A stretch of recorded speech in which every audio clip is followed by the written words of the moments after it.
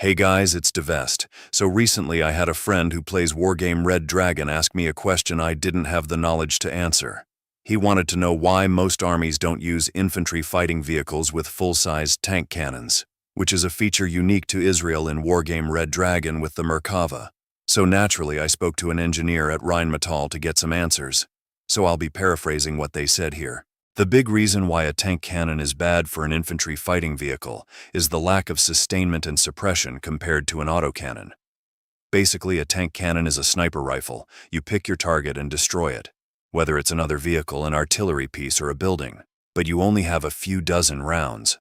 Where an autocannon is more like a machine gun, you can carry hundreds of rounds and use it for suppression or destruction by more liberally dispensing ammunition. And a lower caliber autocannon allows for more vertical traverse than a higher caliber cannon, which is important if you're in an urban environment with enemy infantry in the building above you. The ammunition problem is compounded by the ergonomics of a tank too, which is something they factor into Red Dragon by massively reducing the ammo capacity of the transport Merkava compared to the tank version. This is something that affects autocannons too, but to a lesser extent. The M3 Bradley is basically a tank version of the M2, and it carries 600 more rounds of ammunition for its 25mm autocannon and 5 more tow missiles in storage, where the infantry would ride on the IFV variant.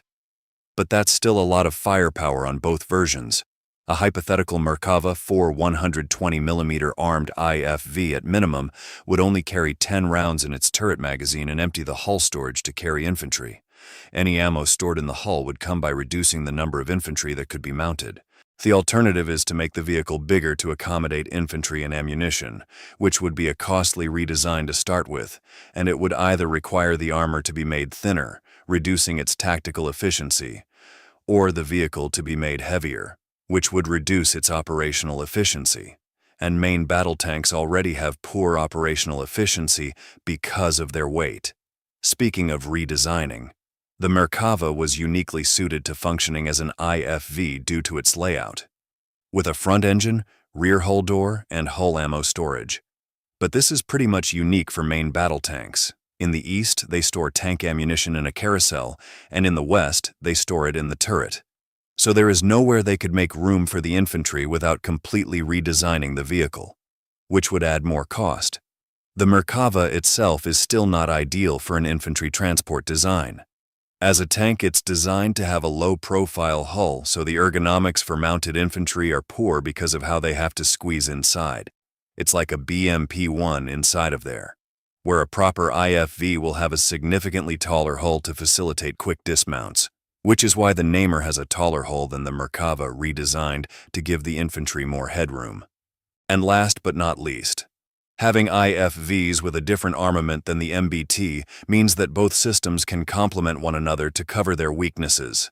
If the infantry need a 120mm cannon, then they can call on the tanks they're working alongside to provide it. While the tanks get the suppression, their main gun is poorly suited to provide from the IFV autocannon. We can also use the points I have brought up here to explain why two concepts for armored vehicles from Russia are a bad idea too. The first is the autocannon tank, such as the BMP Terminator. The practical outcome here is that you are adding another vehicle redundant with your IFVs while taking away vehicles from your tank fleet. It just seems like a faulty idea to solve the problem of poor training. The other, which is far more prolific in the Russian army, is the concept of the low-velocity IFV cannon. The BMP-1 and 3 use low-velocity, high-caliber cannons, so in short you get a less capable tank cannon. It lacks the accuracy and range of a proper tank cannon, or the ability to use kinetic rounds. So you are already losing the sniper aspect of a tank cannon. In order to retain the high angle and compact size of an autocannon, the Soviets learned from this and designed the BMP-2 with a 30mm autocannon, which is actually more powerful than what NATO was using at the time, a rare Russian win. Then, with the BMP-3, they decided they needed to meet it halfway between a system that worked and one that doesn't, by including a 30mm autocannon and a 100mm low-velocity cannon.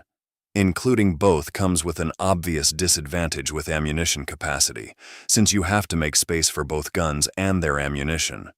Additionally, they managed to reduce its ability to destroy armored vehicles compared to autocannon-armed IFVs. Because they use cannon-launched anti-tank guided missiles, the size of their heat warhead is limited to the diameter of the cannon, compared to externally mounted anti-tank missiles, which limits penetration. As a result, the BMP-2 was designed to use a significantly more powerful anti-tank missile than its replacement. I think the strongest argument I could make against the Soviet low-velocity cannon is to look at the IFV designs the Russians wanted to replace the BMP-3 with. The T-15 Armata, Kurganets, and Boomerang all use autocannons with higher caliber externally mounted anti-tank missiles, and this inadvertently turned into an indictment against gun-launched missiles. I had to talk to my friend at Rheinmetall about this. Going back to Israel again, the Spike missile family is one of the most successful systems on the planet, and the Lahat is not. I don't think the IDF even carries them with their Merkava tanks. And it's not hard to see why that's the case.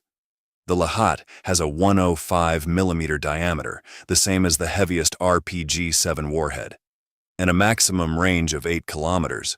Some variants of the Spike have a diameter of 170mm, and a maximum range of 32 kilometers from a ground launch. Hypothetically, if you wanted to launch anti-tank missiles from a Merkava, you could mount a Spike launcher externally with the controls inside the vehicle, which is probably the idea behind the tank-launched drones they're advertising for the new Abrams and Panther. Anyways, that's all I wanted to say about tank armament today. Let me know if you learned anything in the comments section below. Until next time, this has been Divest.